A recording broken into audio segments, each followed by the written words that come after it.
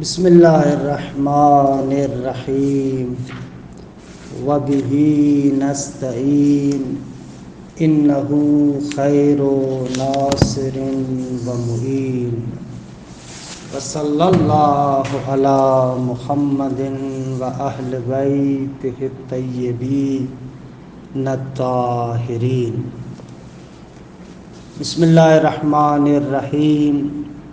وَإِذْ قُلْتُمْ يَا مُوسَى لَن نُّؤْمِنَ لَكَ حَتَّى نَرَى اللَّهَ جَهْرَةً فَأَخَذَتْكُمُ الصَّاعِقَةُ وَأَنْتُمْ تَنظُرُونَ ثُمَّ بَعَثْنَاكُم مِّن بَعْدِ مَوْتِكُمْ لَعَلَّكُمْ تَشْكُرُونَ وَظَلَّلْنَا عَلَيْكُمُ الْغَمَامَ وَأَنزَلْنَا عَلَيْكُمُ الْمَنَّ وَالسَّلْوَىٰ كُلُوا مِن طَيِّبَاتِ مَا رَزَقْنَاكُمْ وَمَا ظَلَمُونَا وَلَٰكِن كَانُوا أَنفُسَهُمْ يَظْلِمُونَ۔ الحمدللہ، خداوند متعال کے لطف و کرم سے ہماری گفتگو سورہ بقرہ میں بنی اسرائیل کے بارے میں تھی۔ آج جو یہ 55 نمبر آیت سے آغاز کر رہے ہیں، یہاں پر بنی اسرائیل کی ایک اور روداد اور واقعے کو بیان کیا جا رہا ہے۔ جیسا کہ قرآن مجید کی دوسری آیات سے بھی معلوم ہوتا ہے، مثلا سورہ اعراف کی 155 نمبر آیت سے بھی سمجھ میں آ رہا ہے کہ حضرت موسیٰ علی نبینا و آلہ و علیہ السلام نے اپنی قوم سے یعنی بنی اسرائیل سے 70 لوگوں کا انتخاب کیا اور ان کو وعدہ گاہ کہ جو خداوند متعال کے ساتھ وعدہ تھا اس جگہ پر لے کر گیا۔ لیکن جیسے ہی حضرت موسیٰ ان کو اس جگہ پر لے کر جاتے ہیں، وہاں پر ایک نامعقول تقاضا بنی اسرائیل کی جانب سے یعنی ان 70 لوگوں کی جانب سے آتا ہے کہ ہم نے خدا کو علناً کھلم کھلا ان آنکھوں کے ساتھ دیکھنا ہے۔ تو ان کے اس نامعقول تقاضے کی وجہ سے پروردگار عالم کی جانب سے عذاب نازل ہوتا ہے، اور وہ عذاب 2 جگہوں پر اس کا تذکرہ ہے نا۔ ایک جگہ پر ہے کہ صاعقے کی شکل میں تھا، یعنی بجلی کی کڑک کی شکل میں تھا، اور ایک اور جگہ پر ہے کہ وہ رجفہ زمین کے زلزلے کی صورت میں، کہ سورہ اعراف کی 55 نمبر آیت میں رجفہ کا تذکرہ ہے۔ تو واقعاً اگر بجلی اس شدت کے ساتھ اگر آئے تو زمین میں لرزہ آ جاتا ہے، زلزلہ آ جاتا ہے، یہ ان کو گھیر لیتی ہے بجلی اور وہ مر جاتے ہیں۔ حضرت موسیٰ بھی بے ہوش ہو جاتے ہیں۔ پھر خداوند متعال سے حضرت موسیٰ تقاضا کرتے ہیں کہ باراللہ ان کو دوبارہ زندہ کرو، کیونکہ اگر میں واپس گیا تو اس قوم کے اندر جو بہانے باز لوگ ہیں وہ بہانہ بنائیں گے کہ موسیٰ تم خود گئے تھے اور خود تم نے ان 70 لوگوں کو قتل کیا ہے۔ یہ ان 2 آیتوں کے اندر تذکرہ ہے کہ انشاءاللہ اس کے بارے میں 2-3 نکات عرض کرتا ہوں، لیکن پہلے چھوٹا سا ترجمہ سن لیں۔ بسم اللہ الرحمن الرحیم۔ وَإِذْ قُلْتُمْ يَا مُوسَىٰ، اور یاد کرو جب کہ تم نے کہا کہ اے موسیٰ، وَإِذْ قُلْتُمْ يَا مُوسَىٰ، جب تم نے کہا اے موسیٰ، لَن نُّؤْمِنَ لَكَ، ہم تمہارا یقین کرنے والے نہیں ہیں، ہم تم پر ایمان لانے والے نہیں ہیں، ہم تیری بات کو ماننے والے نہیں ہیں۔ کون سی بات تھی حضرت موسیٰ کی کہ حضرت موسیٰ فرما رہے تھے کہ میں اللہ کا نبی ہوں، یا مثلا حضرت موسیٰ کہتے تھے کہ خدا مجھ سے کلام کرتا ہے، یا یہ کہ حضرت موسیٰ کہتے تھے یہ جو تختیاں تورات کی لے کر آیا ہوں یہ مجھے خدا نے عطا فرمائی ہیں۔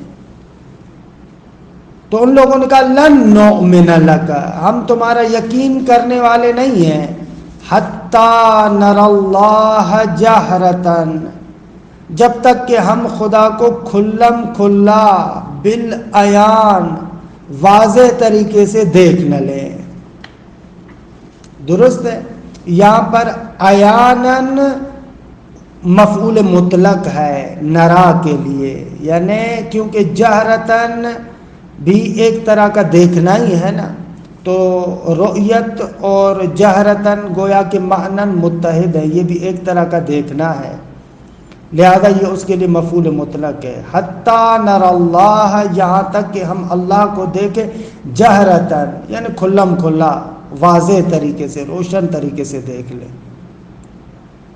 اب انہوں نے یہ نامعقول تقاضا کیا، فَأَخَذَتْكُمُ الصَّاعِقَةُ، تو اس کا نتیجہ کیا ہوا؟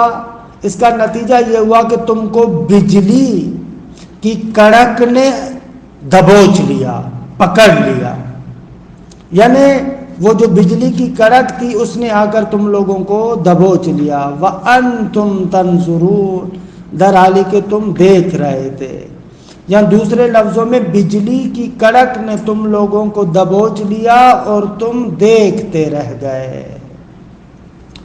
ثم بعثناکم من بعد موتکم، اس صاعقہ وغیرہ کی وجہ سے، اس بجلی کی وجہ سے جو تمہیں موت آ گئی، تم لوگ مر گئے تھے، خداوند متعال نے تم کو دوبارہ اٹھایا، لعلکم تشکرون، تو شاید تم خدا کا شکر بجا لانے والے میں سے بن جاؤ۔ یہ اس آیہ کریمہ کا سادہ سا ترجمہ ہے۔ عرض ہوا کہ یہ قصہ خود سورہ نساء میں بھی ذکر ہوا ہے 153، اور سورہ اعراف میں بھی ہے 155 یعنی 155، وہاں پر بھی تذکرہ ہے کہ 155 نمبر آیت میں یوں آتا ہے سورہ اعراف میں، وَاخْتَارَ مُوسَىٰ قَوْمَهُ 70 رَجُلًا، حضرت موسیٰ نے قوم سے 70 لوگوں کو چنا، لِمِیقَاتِنَا، ہمارے جو وعدہ گاہ تھی، جو وعدہ تھا اس وعدے گاہ کے لیے، اس جگہ کے لیے موسیٰ نے 70 لوگوں کو چنا۔ فَلَمَّا أَخَذَتْهُمُ الرَّجْفَةُ، یہاں پر صاعقہ کا لفظ نہیں ہے، کہ وہ درمیانی بات یہاں پر ذکر نہیں ہوئی ہے سورہ اعراف میں، کہ جب ان لوگوں نے یہ نامعقول بات کہی تو خداوند متعال کی جانب سے ان کو عذاب نے گھیر لیا، کہ سورہ اعراف میں فَلَمَّا أَخَذَتْهُمُ الرَّجْفَةُ، جب زمین کے زلزلے نے ان کو پکڑ لیا، قال ربی لو شئت اہلکتہم من قبل وإیایا اتہلکنا بما فعل السفہاء منا، کہ یہ تفصیل قصہ ہے کہ انشاءاللہ اپنے مقام پر اس کے بارے میں گفتگو ہوگی۔ یا سورہ نساء میں بھی 153، وہاں پر بھی یہ ذکر ہوا ہے کہ وہاں پر خداوند متعال فرماتا ہے یسألک اہل الکتاب ان تنزل علیہم کتابا من السماء، تم سے اہل کتاب سوال کرتے ہیں کہ ان پر آسمان سے کوئی رکا، کوئی کتاب نازل ہو۔ فقد سألوا موسیٰ اکبر من ذالک، پریشانی کی بات نہیں ہے، موسیٰ سے تو اس سے بڑھ کر انہوں نے پوچھا تھا، سوال کیا تھا۔ فقالوا ارنا اللہ جہرتاً، وہاں پر انہوں نے کہا تھا کہ اے موسیٰ ہمیں خدا کھلم کھلا دکھاؤ۔ فأخذتهم الصاعقۃ بظلمہم، پھر ان کو بجلی کی کڑک نے ان کے ظلم کے سبب دبوچ لیا تھا۔ یہ سورہ نساء کے اندر بھی یہ قضیہ آیا ہے۔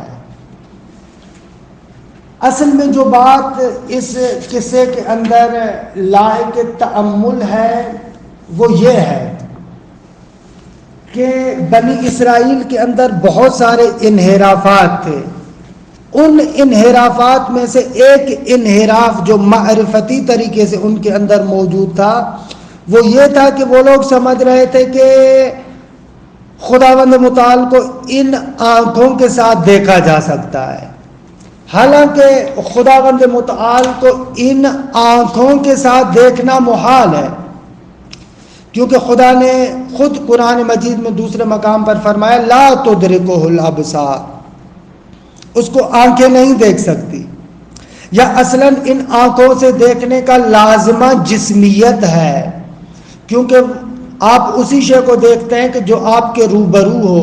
خوب جیسے ہی آپ خدا کو روبرو بنائیں گے تو جہت میں محدود ہو جائے گا. مقابلہ اور جہت جسم کی خاصیت ہے، اور خداوند متعال جسم و جسمانیت سے پاک ہے. یا اگر مثلا ایک اور دلیل جو ہماری کلامی کتابوں میں بھی آتی ہے اور آغا سید شبر اس کی طرف اشارہ بھی کرتے ہیں، وہ یہ ہے کہ جب انسان اگر خدا کو ان آنکھوں کے ساتھ دیکھ لے تو وہ مکمل پوری ذات الہی کو دیکھتا ہے یا اس کے کچھ حصے کو دیکھتا ہے. اگر پورے خدا کو دیکھ لے تو لازمہ یہ ہوگا کہ خدا محدود ہو جائے، مکمل کو دیکھ لیا. اور اگر بعض کو دیکھ رہا ہے بعض کو نہیں دیکھ رہا کیونکہ وہ لامحدود ہے، تو اس صورت میں آپ نے خدا کو مرکب بنا دیا، اس بعض سے جو دیکھا جا رہا ہے اور اس بعض سے تو جو دیکھا نہیں جا رہا. لہذا یہ اصلاً محال ہے کہ خدا کو ان آنکھوں کے ساتھ دیکھا جائے. جگہ جگہ پر حضرت موسیٰ نے ان کو سمجھایا، مختلف دلائل معجزات دکھائے، لیکن بہرحال یہ بنی اسرائیل جیسے ہٹ دھرم قوم تھی تو اس قسم کا نامعقول تقاضا انہوں نے کیا. اور نامعقول تقاضا جو کیا تو یہاں پر ان کو عذاب نے دبوچ لیا. بجلی نے بھی، کہ آسمان سے جو بجلی کڑکتی ہے اس نے، اور زمین کے زلزلے نے ان کو آ کر دبوچ لیا اور ختم کر دیا. اچھا، یہاں پر بریکٹ میں ایک نتیجہ لینا چاہتا ہوں. عام طور پر برادران اہل سنت کا یہ عقیدہ ہے کہ خداوند متعال کو قیامت کے دن ان آنکھوں کے ساتھ دیکھا جائے گا. ہم نے کلامی مباحث میں اس کا تفصیلی جواب دیا ہے، لیکن یہاں پر صرف ایک اشارہ کر رہا ہوں. اگر خدا کو دیکھنا آنکھوں کے ساتھ ممکن ہوتا تو آخر کیوں ان کے اس تقاضے کی وجہ سے خداوند متعال نے ان کو عذاب میں مبتلا کر دیا؟ بھائی اگر خدا کو دیکھنا ان آنکھوں کے ساتھ ممکن ہوتا، زیادہ سے زیادہ حضرت موسیٰ کی جو قوم نے یہ تقاضا کیا تھا تو خدا ان کو منع کر دیتا نا. یہ تو اتنی بڑی بات نہیں تھی کہ ان کو اس عذاب کے اندر مبتلا کر دیا جائے. وَإِذْ قُلْتُمْ يَا مُوسَىٰ لَن نُؤْمِنَ لَكَ حَتَّىٰ نَرَى اللَّهَ جَهْرَةً فَأَخَذَتْكُمُ الصَّاعِقَةُ، بجلی نے دبوچ لیا. اب یہ اگر ممکن ہوتا، آپ کہیں کہ نہ خدا کو دنیا میں نہیں دیکھا جا سکتا. بھائی اگر عقلاً ممکن ہے چاہے وہ آخرت میں ہی ہو تو پھر دنیا میں ناممکن کیسے ہوگا؟ یا ممکن ہے یا ناممکن ہے؟ ایسے تو نہیں ہے کہ ایک چیز عقلی طور پر دنیا میں ناممکن ہو آخرت میں ممکن ہو جائے. عقلی احکامات میں تو بیان کرتے ہیں کہ تخصیص نہیں ہوتی. عقلیت الاحکام لا تخصص ہو، عقلی احکام کے اندر تو تخصیص نہیں ہوتی. یہ کوئی اعتباری قوانین تھوڑی ہے. اس کو جو اہل سنت کے بڑے بڑے متکلمین ہیں وہ بھی قبول کرتے ہیں. اگر خدا کو دیکھنا ممکن ہوتا چاہے اس دنیا میں یا آخرت کے اندر تو آخر یہ اتنی بڑی بات تو نہیں تھی کہ ان کو اتنے بڑے عذاب کے اندر مبتلا کیا جاتا. یہ بیان کر رہا ہے کہ بالکل نامعقول قسم کا تقاضا کر رہے تھے. اچھا، اور بات جو ان آیات پر جو تأمل کرنے سے پتہ چلتی ہے وہ یہ ہے کہ بنی اسرائیل کو اس قضیے کے ذریعے سے کہ نامعقول تقاضا کیا پھر عذاب نے ان کو دبوچ لیا، اس سے پتہ چلا کہ بہت ساری مخلوقات الہیہ ایسی ہیں کہ جن کو یہ لوگ نہیں دیکھ سکتے. وہاں پر تو تجلی ہوئی تھی نا، تجلی تو خود خدا نہیں تھا، خدا کے نور کی تجلی ہے. جب خدا کے نور کی تجلی کو یہ لوگ برداشت نہیں کر سکے تو ظاہر سی بات ہے کہ پروردگار عالم کو یہ لوگ کیسے دیکھ پاتے. دوسری بات، یہ عذاب میں خداوند متعال نے ان کو اس لیے مبتلا کیا تاکہ آئندہ اس قسم کے نامعقول تقاضے پیش نہ کریں. یہ ان کے لیے بھی اور دوسروں کے لیے بھی عبرت کا سامان بنے، تاکہ ہر کوئی بندہ اٹھ کر اس قسم کے نامعقول سوالات کرنا شروع نہ کرے. اچھا، ایک اور بات جو ان آیات سے سمجھ میں آ رہی ہے وہ یہ ہے کہ حضرت موسیٰ کے علاوہ دوسرے سارے لوگ مر گئے تھے اور حضرت موسیٰ بے ہوش ہوئے. حضرت موسیٰ بے ہوش ہوئے تھے. حضرت موسیٰ مرے نہیں تھے، کیونکہ ان کے لیے بعد میں لفظ آیا فلما افاق. فلما افاق، جب اس مدہوشی سے موسیٰ کا افاقہ ہوا. یہ خود بیان کر رہا ہے کہ حضرت موسیٰ کے لیے صاعقہ تھا، بے ہوشی تھی، لیکن وہ لوگ مر گئے تھے. وہ لوگ مر گئے تھے. یہاں سے پتا چلا کہ ان میں اور حضرت موسیٰ میں بہت زیادہ تفاوت تھا.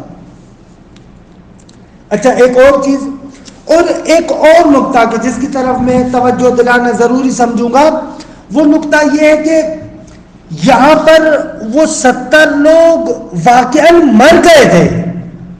قرآن جیسے کہہ رہا ہے نا کہ ثم بعثناکم من بعد موتکم، پھر خداوند متعال نے تمہارے موت کے بعد تمہیں اٹھایا. اس موت سے مراد یعنی واقعاً مرنا ہے.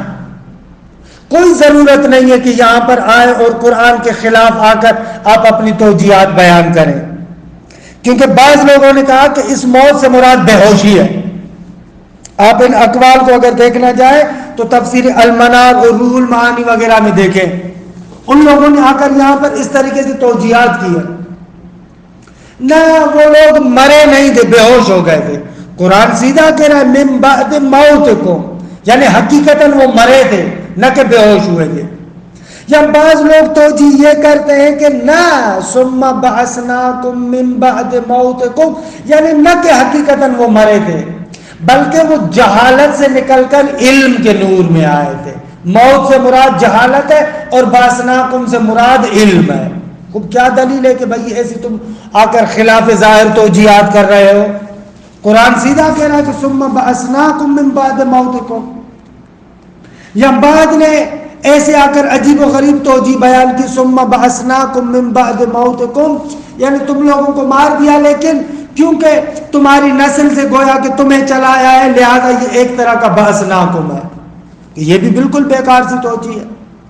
قرآن مجید سیدھا، واضح اور روشن طریقے سے بیان کرتا ہے کہ وہ لوگ مر گئے تھے، مرنے کے بعد ان کو دوبارہ اٹھایا گیا تھا.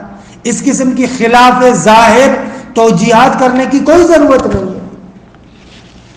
اصل میں مجھے تو سمجھ میں آ رہا ہے کہ یہ لوگ اس قسم کی توجیہات بھی دو طرح سے، دو وجہ سے کرتے.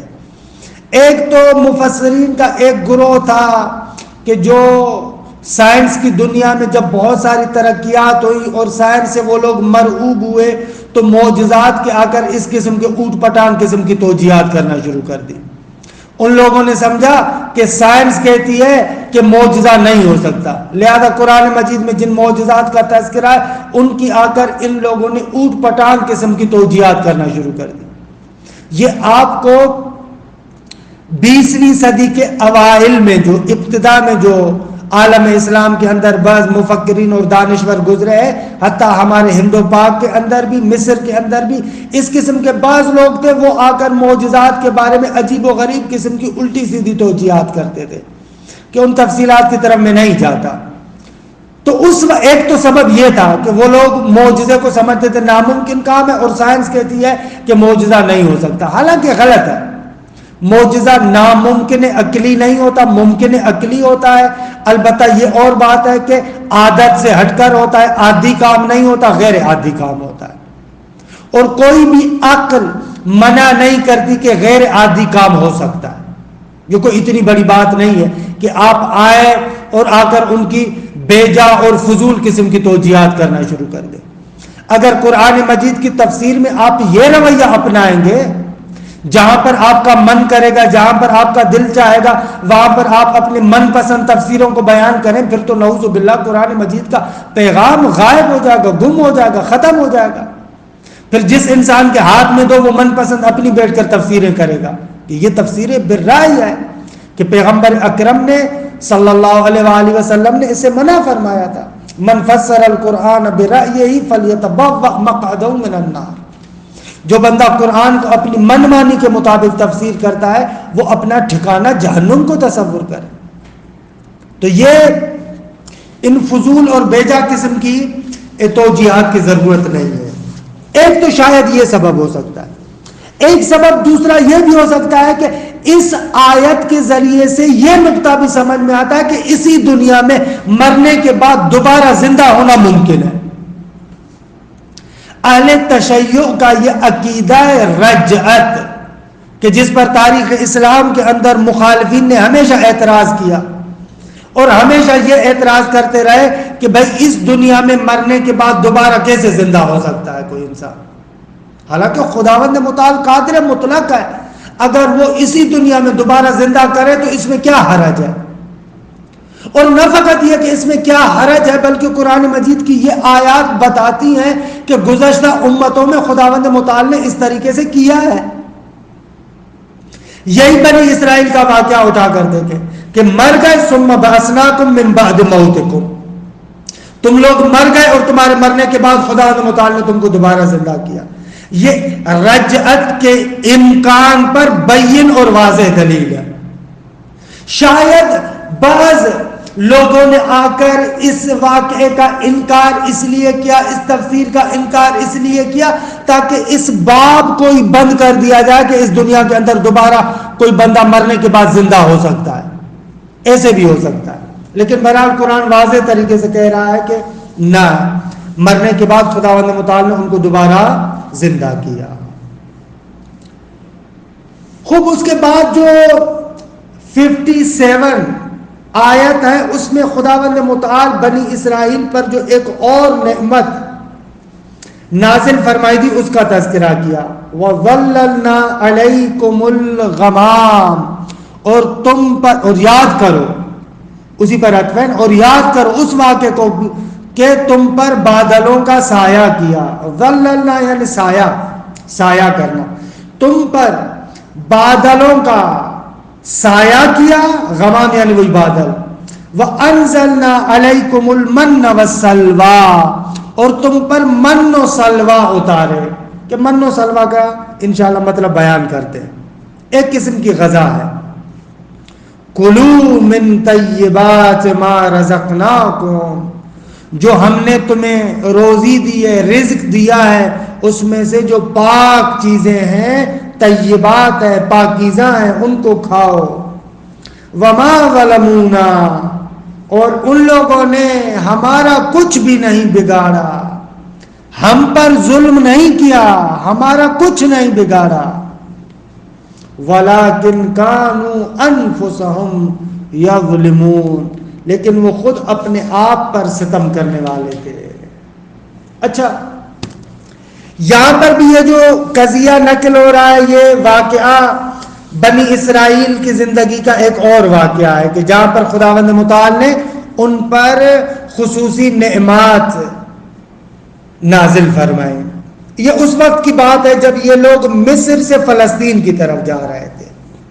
اچھا، جب یہ مصر سے فلسطین کی طرف جا رہے تھے تو صحرائے سینا کے اندر 40 سالوں تک یہ لوگ حیران و پریشان رہے. کہ اس چیز کا تذکرہ خداوند متعال نے سورہ مائدہ میں کیا ہے. یہ جو واقعہ ہے اس کو تفصیل کے ساتھ پروردگار عالم نے سورہ مائدہ میں ذکر کیا ہے. سورہ مائدہ کی 20 نمبر آیات سے آپ دیکھیں، وہاں پر خداوند متعال نے اس قصے کو تفصیل کے ساتھ بیان کیا ہے کہ وہاں پر 20 نمبر آیت سے ایسے شروع ہوتا ہے قصہ. وَإِذْ قَالَ مُوسَىٰ لِقَوْمِهِ، یاد کرو اس وقت کو کہ جب حضرت موسیٰ نے اپنی قوم کو کہا یا قوم اذکروا نعمت اللہ علیکم، اے میری قوم یاد کرو اللہ کی اس نعمت کو جو تمہارے اوپر اس نے نازل فرمائی. وہ کون سی نعمت؟ اذ جعل فیکم انبیاء، کہ خدا نے تمہارے اندر انبیاء کو رکھا. وجعلکم ملوکا، اور خدا نے تمہارے اندر بادشاہوں کو رکھا.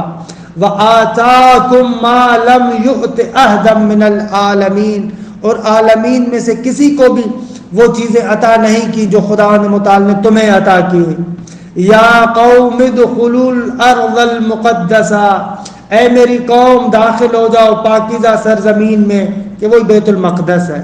التی کتب اللہ لکم، جو پاکیزہ سرزمین خدا نے تمہارے لیے قرار دی ہے، تمہارے لیے لکھ دی ہے. ولا ترتدوا علی ادبارکم، اور اپنے پیٹھ پیچھے مڑ کے نہ جاؤ، بھاگ کے نہ جاؤ. فتنقلبوا خاسرین، تو گھاٹے والے بن جاؤ گے. قالوا یا موسیٰ ان فیہا قوما جبارین، انہوں نے کہا اے موسیٰ اس ارض مقدسہ کے اندر ایک ظالم قوم ہے.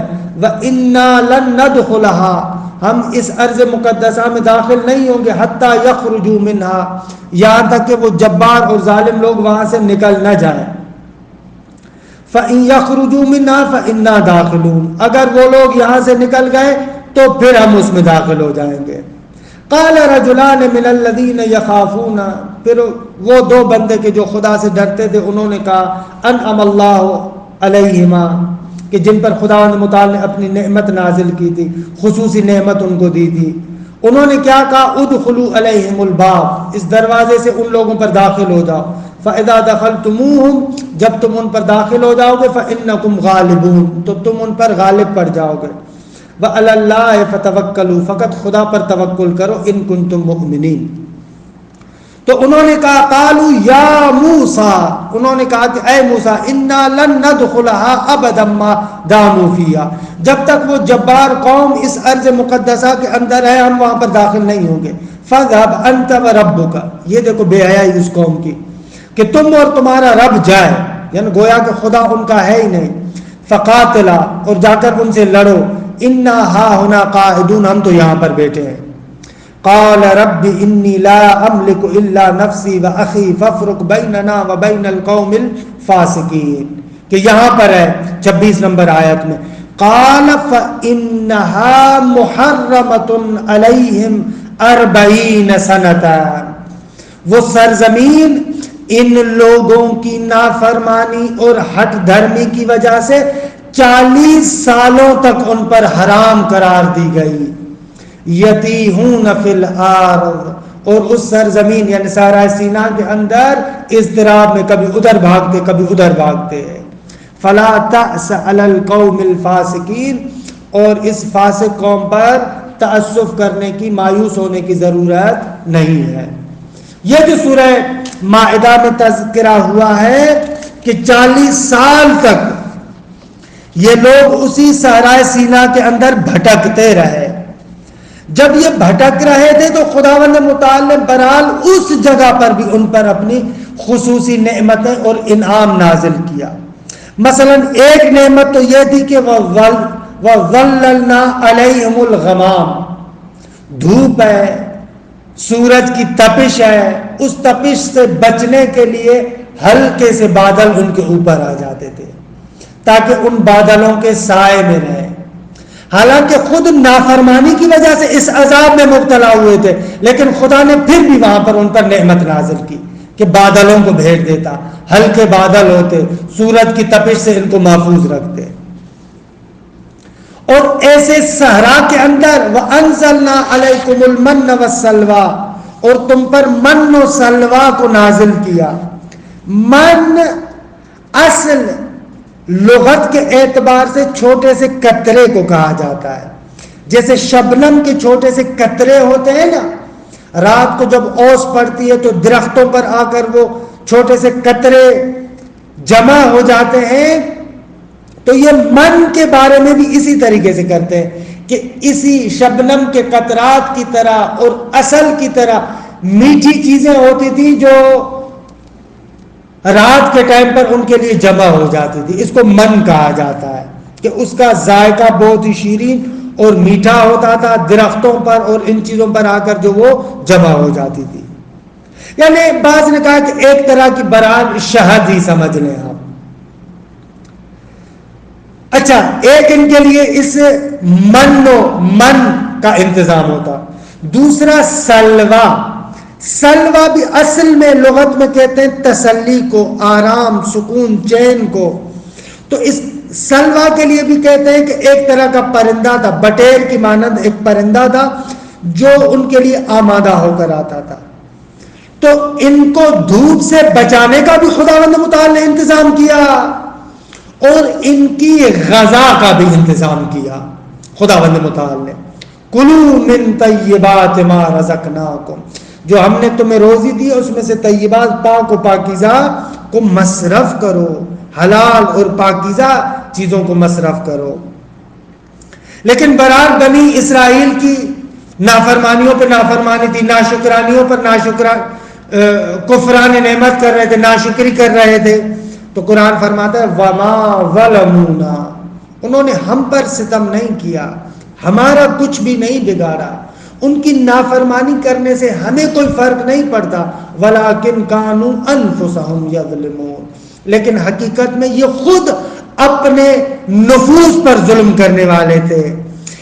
اس نافرمانی کی بنا پر خود انہوں نے اپنے آپ کو نعمات الہی سے محروم کیا. کہ اس کے بعد پھر ایک اور واقعے کا تذکرہ ہوتا ہے کہ انشاءاللہ اس کو کل پڑھیں گے. وصلی اللہ علی محمد و اہل بیتہ الطیبین الطاہرین.